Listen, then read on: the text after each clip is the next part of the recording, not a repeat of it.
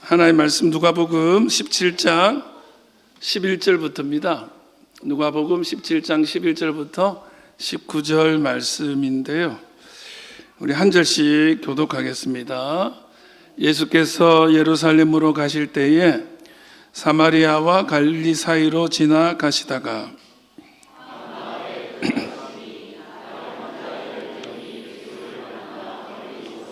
소리를 높여 이르되 예수 선생님이여 우리를 불쌍히 여기소서 하거늘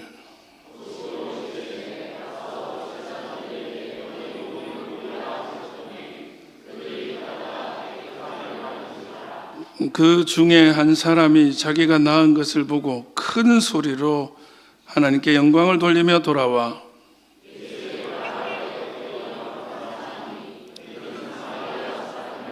예수께서 대답하여 이르시되 10사람이 다 깨끗함을 받지 아니하였느냐?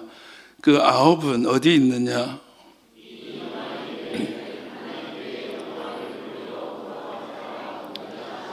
같이요. 그에게 이르시되 일어나 가라. 내 믿음이 너를 구원하였느니라 하시더라.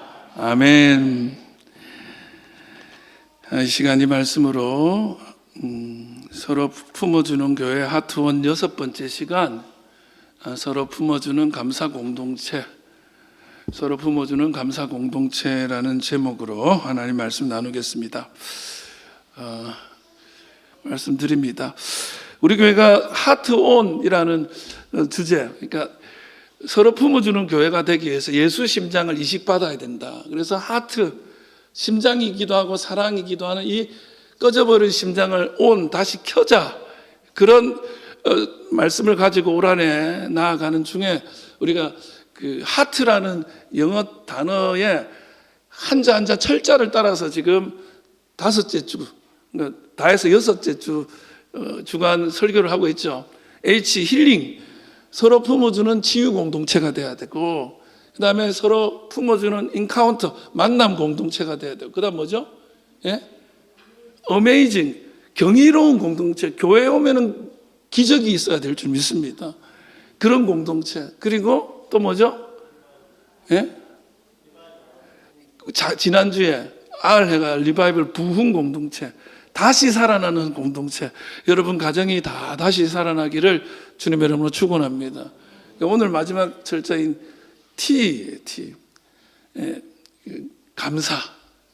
우리가 땡스라는 말로 우리가 할 수 있지만 어떻게 보면 이 여정의 정점에 온 거예요. 여러분 감사가 기적을 만드는 줄 믿습니다. 사실 T라는 영어 단어 철자에는 우리가 나누고 싶은 말씀이 너무 많았어요. 처음에 제가 생각했던 게 뭐냐면 테이블이었어요. 테이블. 오늘 설날이니까 테이블. 식탁 공동체. 교회는요 식탁 공동체거든요. 같이 밥 먹는 공동체. 그게 무슨 얘기냐면 밥상 공동체라는 말이 기독교 역사에 아주 중요한 겁니다. 누구든지 같이 밥을 먹고 같이 사는 거예요. 교회 오면 살림을 경험하는 거예요. 그 사람이 누구든지. 거기다가 우리가 T자에 많이 쓰는 게 터치였어요. 터치가 원래 접촉이기도 하고 만짐이기도 하지만 감동이기도 하거든요. 터칭이라는 말이. 그래서 감동이 있어야 돼, 교회가. 그리고 투게더, 함께 하는 거죠. 하나됨 공동체. 이런 여러 가지 주제를 가지고 말씀을 나눌 수 있었을 것 같은데, 그럼에도 불구하고 가장 귀한 단어가 기적의 단어일 수 있죠. 우리 은혜가 있는 사람은 늘 감사가 넘쳐야 되기 때문에 저와 여러분이 정말 이 땅에 많은 이들이 살아나게 하는 감사 공동체가 될 수 있기를 주님의 이름으로 축원합니다. 그리고 설명절이 되면 가족들이 모여서 오래간만에 함께 밥상에 둘러앉아서 정말 식탁 공동체를 회복하는데 그 시간이 감사가 넘치는 시간이 되기를 축복합니다. 근데 솔직히 말하면 최근에 부모님과 자식들 사이에 연락을 끊은 가정이 한 40% 된대요. 아예 연락을 안 하고, 그리고 이제 명절이 돼도 고향을 가는 것을 꺼려하는 분들이 많고, 명절의 거실이 천국이 아니고 오히려 거기가 어떤 전쟁터가 같은 거예요. 예. 좀 편안해지려고 고향 갔는데 거기서 더 스트레스를 받고 오는 거야. 예, 고슴도치들끼리 서로 찌르는 거야. 만났더니 상처만 주는 거야. 해서는 안 되는 말들을 우리 지난번에도 나눴지만 그 말 한 번 할 때마다 10만 원, 20만 원 막 붙는다고 했잖아요. 취업 언제 하냐? 결혼 안 하냐? 예, 나 아직 전세 사냐? 이런 말들, 무심코 던진 말들인데 이 비수가 되거든요. 그래서 따뜻하기 위해서 모였는데 서로의 가시에 찔려가지고 상처받고 돌아가는 거. 이 고슴도치 딜레마죠. 가장 위로받아야 될 가정에서 상처받고 마치 마음에 나병에 걸린 것처럼 서로 거리를 두고 살아가는 그런 모습들이 오늘 현대인의 모습이기도 하거든요. 그래서 오늘 본문을 통해서 이런 늘 멀리 서야 하는 인생, 을 만나게 돼요. 이 사람들은 어떤 사람이냐? 나병에 걸린 사람이거든요. 10명이 있었어요. 그 사람들은 가족으로부터도 사회로부터도 격리당해가지고 가까이 가지 못하고 멀리 떨어져서 살던 사람들이었습니다.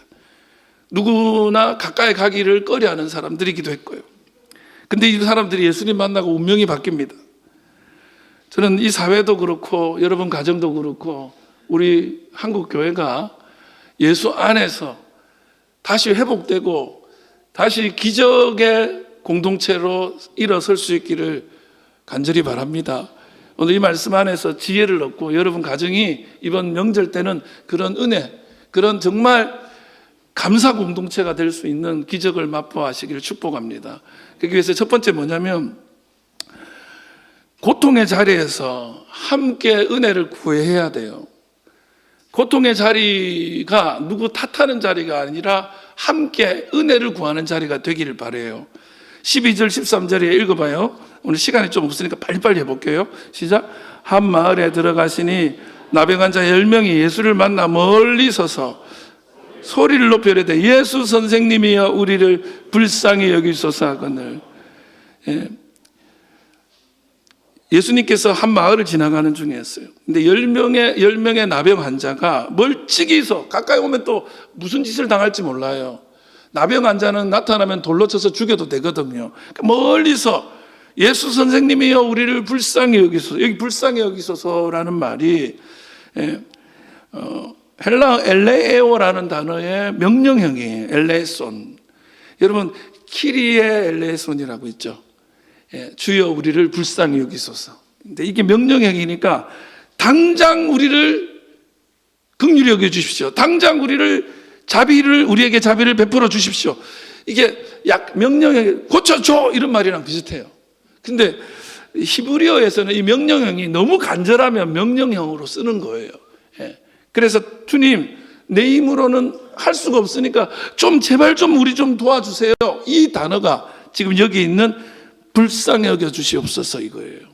근데 지금 여러분 문제가 있는데도 자기 문제를 고쳐야 된다는 생각 자체도 못하고 그냥 자포자기한 사람도 있거든요. 여러분 주님께 불쌍히 여김을 구하시기 바랍니다. 가정도요 주께서 불쌍히 여겨 주실 때 회복의 역사가 있을 줄 저는 믿습니다. 근데 여기에 10명이 다 결국 예수님 만나고 고쳐져요. 할렐루야. 근데 여기 놀라운 사실이 하나 있어요. 이 사람들이 10사람이지만 다 같은 사람이 아닌 거야. 이 중에 한 사람이 사마리아 사람인 거예요.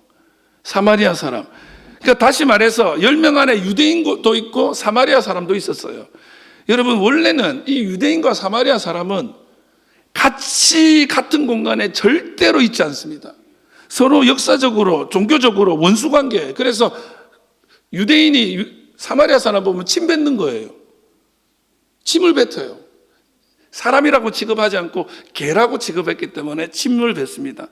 평소 같으면 말 섞지 않아요. 근데 이 나병이라는 절대 문제, 절대 고통 앞에서 그냥 민족적인, 종교적인 장벽이 허물어지고 같은 자리에 같이 한마음 돼서 주님 앞에 나와서 우리를 고쳐주십시오. 그러니까 고통이 그들을 연대하게 한 거예요. 고통이 하나로 묶은 거예요. 그들이 한 목소리를 만들어낼 수 있도록 만든 거예요. 여러분 문제가 있는데 거기 체면이 어디 있습니까? 예?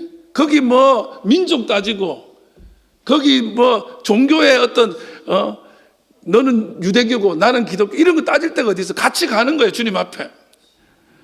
설 명절이 되면은요, 가족들이 왜 다툽니까? 명절 때 다투는 가정이 많아요.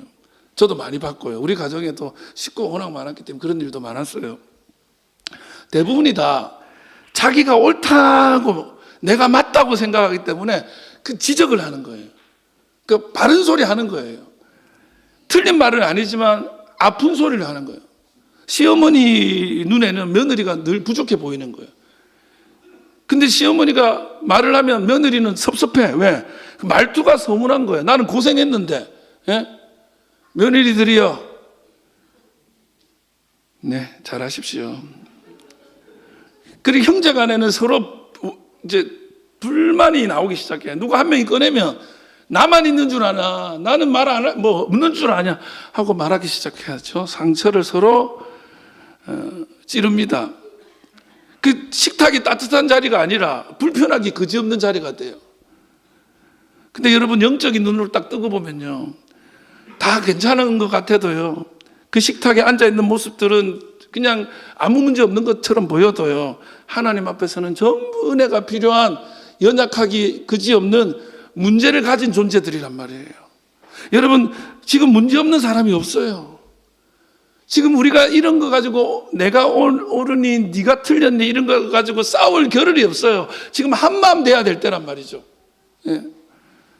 나병이라는 큰 문제 앞에서 민족도 넘어서서 똘똘 뭉친 것처럼 여러분 이번에 가정이 모이면요, 여러분 가정에 문제 없으세요?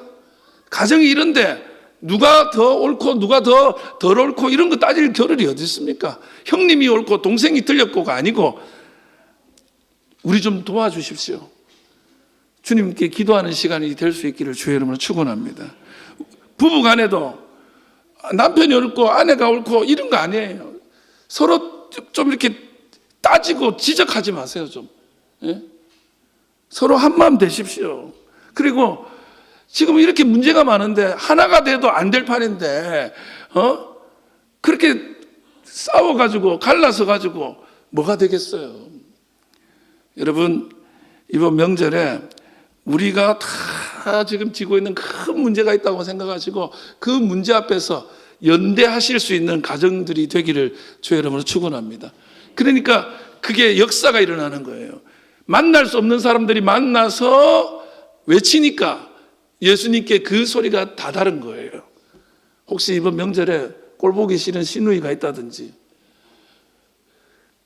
가족 중에 정말 나는 진짜 우리 집에서 없었으면 좋겠다는 사람이 있다 하더라도 여러분 만나십시오.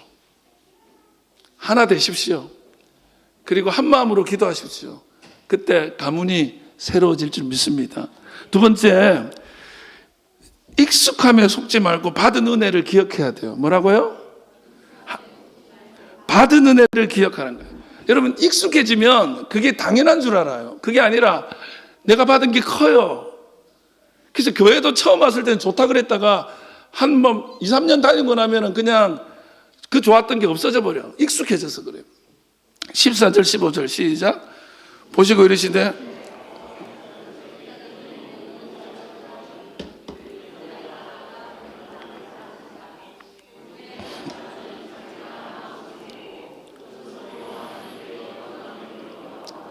아멘.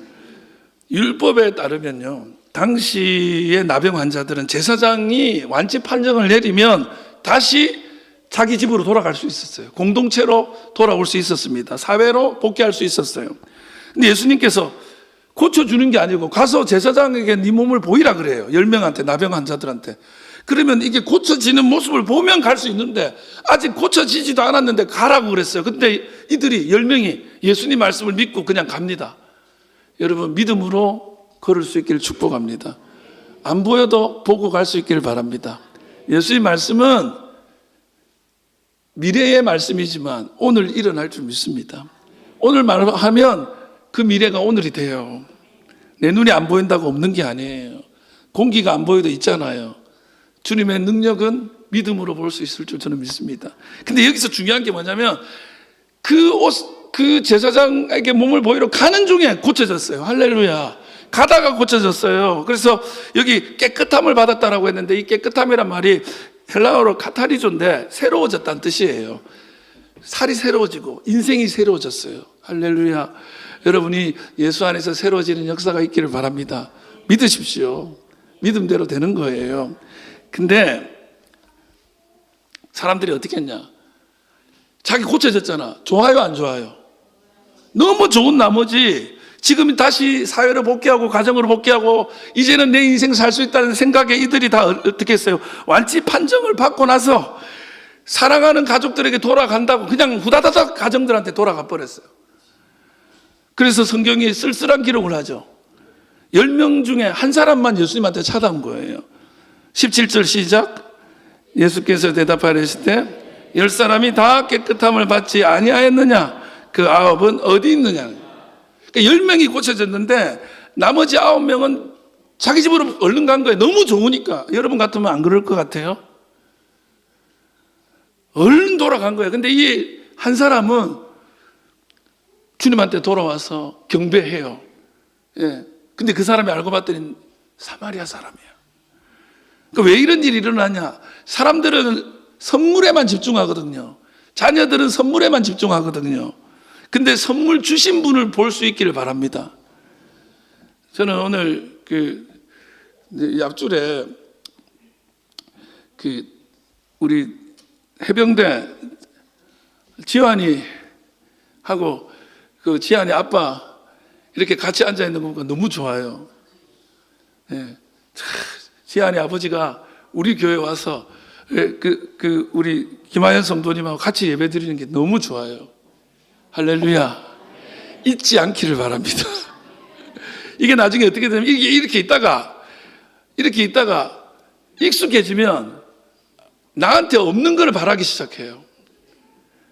여러분, 지금 이 자리에 이렇게 있는 게 기적인 줄 믿으시기 바랍니다. 근데 그 기적을 주신 분께 돌아와서 감사하는 마음도 있기를 바라요. 이게 핵심이에요. 아들을 아빠가 너무 사랑한 나머지 선물을 사줬는데 애가 선물만 들고 아버지 고맙습니다 말도 안 하고 뭐 말은 하지만 그냥 건성으로 하고 지방에 들어가 버려요. 그러면 야, 저 선물 없으면 나를 어떻게 대할까 이런 마음 들잖아요. 우리가 그래요. 하나님한테 은혜를 받았는데 받은 은혜만 너무 좋은 거야. 그러니까 하나님을 잊어버려. 그래서 감사가 없는 거예요.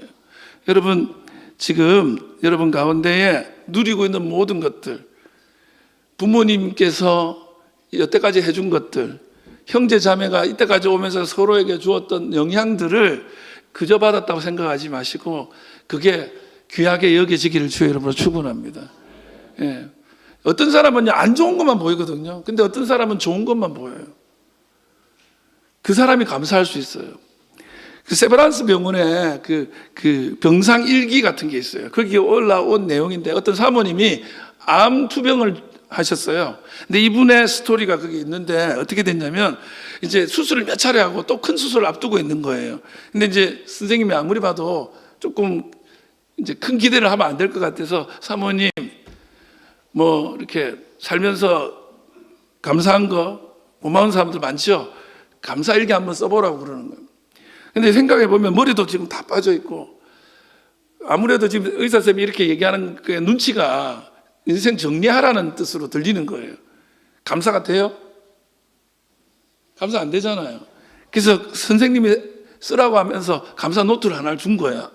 근데 처음 딱 쓰려고 하는데 한 줄이 안 써지는 거지. 한자가 쓸 게 있나? 그래 억지로 썼어요. 뭐 사모님이니까. 첫 번째, 나 같은 죄인도 예수 믿어 구원받게 하시니 너무 감사합니다. 이렇게 썼어. 둘째 줄은 아예 쓸 게 없어. 둘째 하고는 없어. 그때부터 방향을 바꿨어요. 큰 것 말고 작은 것 좀 쓰자. 큰 거 생각하지 마. 그래서 작은 거 썼는데 오늘 간호사 선생님이 내 이름을 불러준 거 너무 고맙다 이렇게 쓴 거예요. 그 다음에 창밖에 오늘 해가 너무 햇볕이 너무 따사로우니까 너무 감사하다 이런 걸 썼어요. 따뜻한 물 한 컵 마시면서 속이 시원해지니까 너무 감사하다 이렇게 썼어요. 처음에 이게 무슨 감사냐 싶었는데 며칠이 지나면서 이상하게 마음이 달라지는 거예요. 밤에 불안으로 못 자던 잠도 잘 오기 시작하고 말투가 바뀌기 시작하는 거예요. 가족들에게 전화할 때도 목사 사모님이 목사님한테 또 원망하거든요. 남편한테 원망하고. 근데 그게 없어지고 미안하다고 고맙다고 말하기 시작하는 거예요. 그 어느 날 그 자기 쓰던 노트가 그냥 어떤 기록인 줄 알았는데 예배가 되기 시작하는 거예요. 그 병상이 눈물인 줄 알았는데 예배가 되기 시작하는, 예배의 처소가 되기 시작하는 거예요. 그러면서 주님 여기까지 어떻게 왔는지 생각해 보니까 모든 것이 다 은혜입니다 하면서 감사 제목을 썼는데 어느새 100개를 넘어요. 그리고는 137개를 쓴 거예요. 예. 여러분 여기서 중요한 게 뭔지 아세요? 감사하니까 마술처럼 갑자기 병이 확 나았다, 문제가 확 사라졌다, 이걸 말하는 게 아니에요. 감사를 하니까 하나님을 다시 보게 하고, 감사를 하니까 은혜를 다시 기억하게 하고, 마음에 평안이 찾아오기 시작하는 거예요. 감사가 현실을 바꾸는 게 아니라 현실을 해석하는 눈이 떠지기 시작하는 거예요. 여러분 명절 식탁에 둘러 앉아서 감사하십시오. 어머니 음식 차리느라고 너무 수고 많았습니다. 감사합니다. 며느라가 고생 너무 많았다. 고맙다. 애들한테도 좀 이렇게 격려하세요. 남편들한테 좀 격려 좀 하세요. 남편들한테 응원 좀 하세요. 왜 아멘을, 와 진짜 그게 그렇게 힘드나, 남편들 응원하는 게? 와, 내가 목회하면서 오늘 최고의 어떤 시험에 드는 날이야. 그거는 신앙으로도 안 되나요? 남편 응원하는 거는? 아멘 좀 해봐요.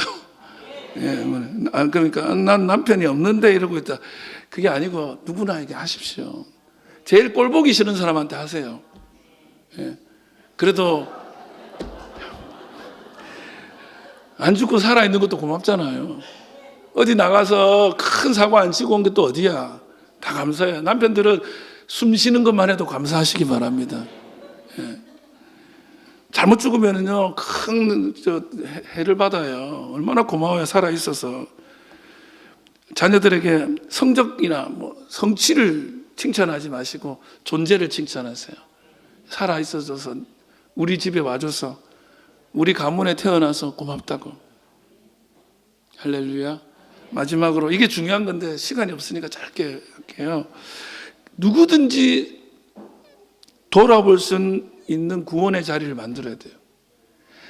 여러분의 가정이 소위 손절하고 원수처럼 대했던 이들이 다시 돌아올 수 있는 자리가 되길 바랍니다. 교회가, 나 같은 사람 교회 와도 되나요? 그 사람들이 올 수 있는 교회가 되어야 될 줄 믿습니다. 예수님은 그런 분이거든요. 15절 16절 한번 읽어볼게요. 시작. 그 중에 한 사람이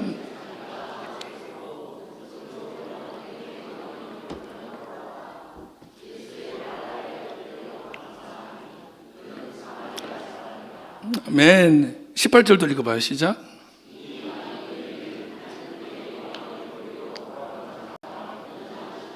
제가요 이번에 설교 준비하면서 이 하트원 이 시선으로 보니까 안 보이던 게 보인 거예요. 여태까지 이 부분을 이쪽으로 가지를 못했어요. 뭐냐면 돌아온 사람이 사마리아 사람이잖아요. 예수님이 너무 대견한 거예요. 그러면서 예수님이 18절에 이 이방인 외에는 그랬죠. 이방인 외에. 성경에 이방인이라는 단어가 여러 개가 있는데요. 이 단어는 딱 여기만 나와요. 알로게네스라는 헬라어인데요. 두 단어의 합성어예요. 알로스라는 단어하고 게네스. 게네스는 뭐냐면 출신이라는 뜻이고 태생이라는 뜻이에요. 알로가 뭔지 아세요? 알로스? 이게 뭐냐면 우리가 여러분 똑같은 폰이 있잖아요. 제 폰이죠, 이거. 똑같은 다른 폰 있죠. 그건 똑같은 다른 거죠. 다른 거에 같은 거예요. 제가 쓰는 스마트폰이 삼성 스마트폰인데 이거랑 똑같은 거 많겠죠? 그게 똑같지만 다르죠? 그건 내 거가 아니니까. 그때 쓰는 단어가 있어요.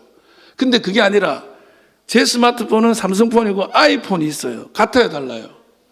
다른 거죠. 심지어는 요거는 휴대폰인데 유선 전화 있죠? 전화기라는 그 점에서 같이 완전히 다른 거죠. 옛날에는 어떻게 비둘기 날렸죠? 다르죠?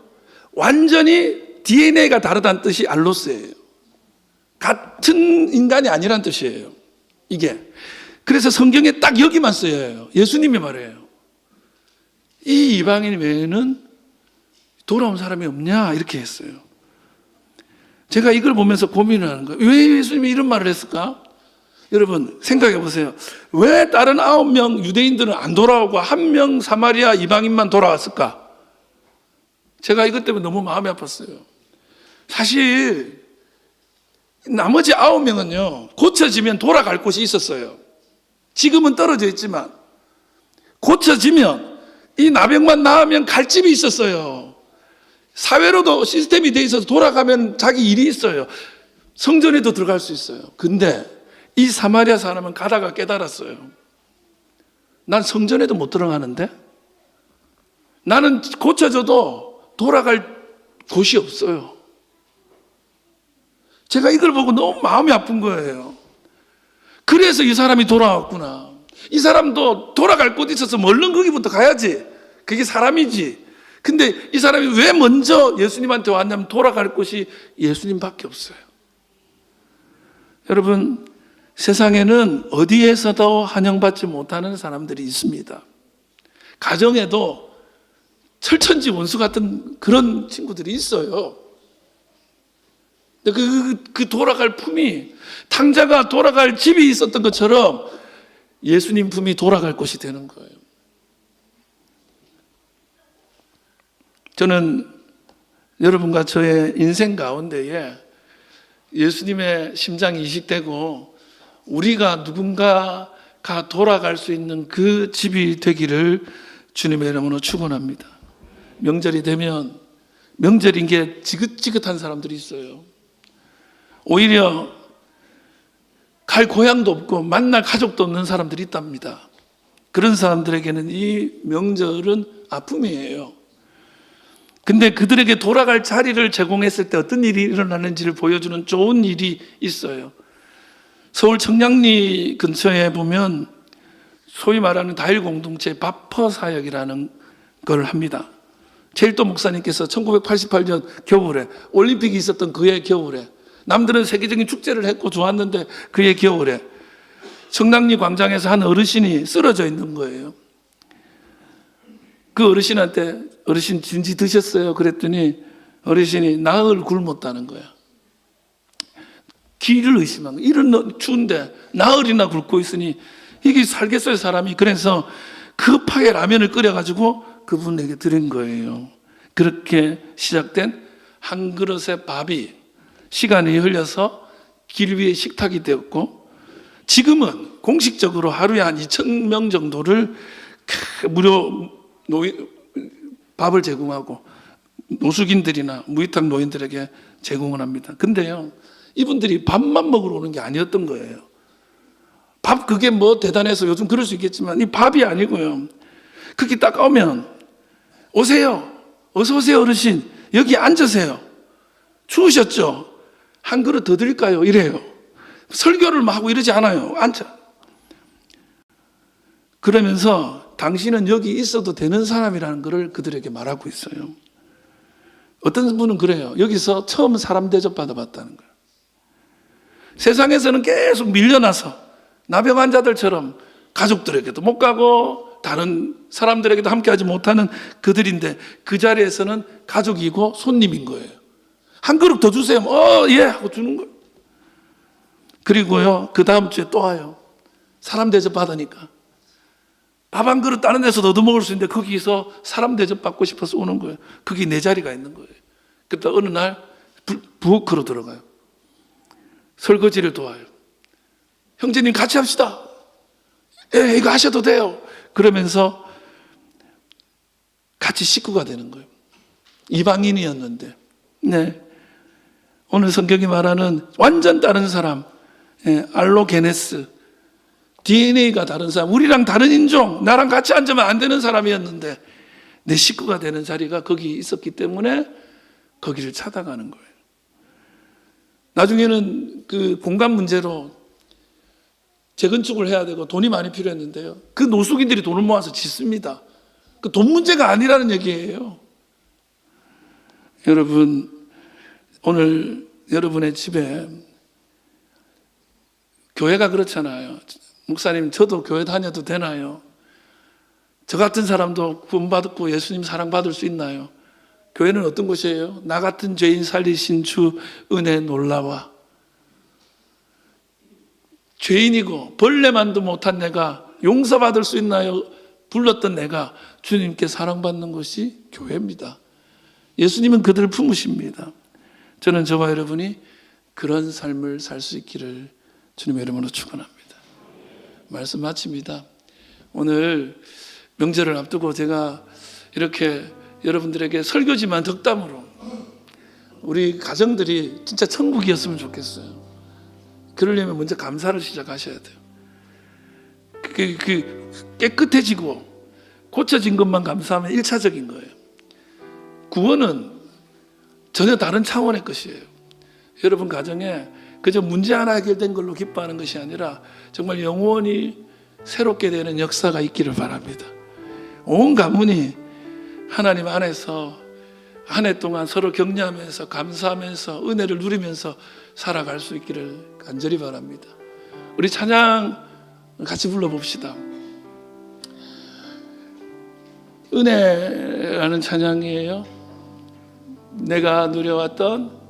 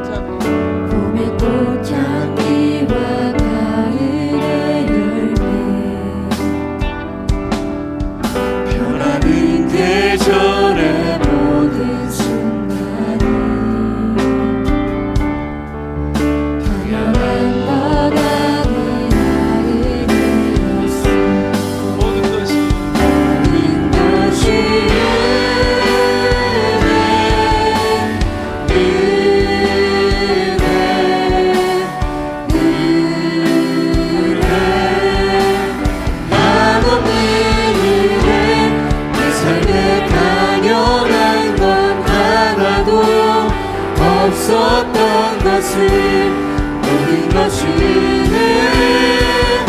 은혜였소. 내가 이 땅에 태어나 사는 것 어린 아이 시절과 지금까지 숨을 쉬며 살며 꿈을 꾸는 자 가난한 건 아니라 은혜였소.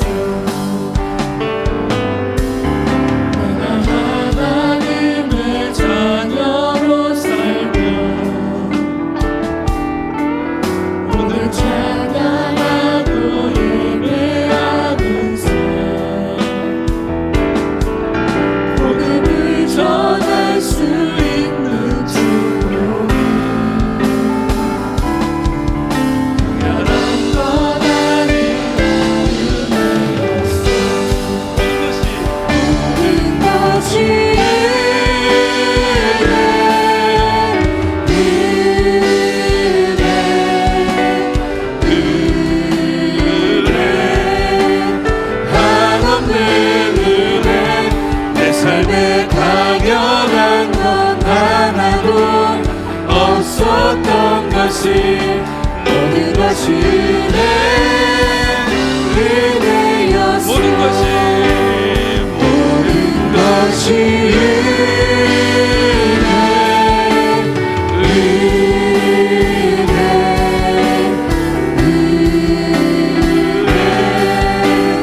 한없는 은혜 내 삶에 당연한 것 하나도 없었던 것은 모든 것이 우리 마지막으로 은혜였소 모든 것이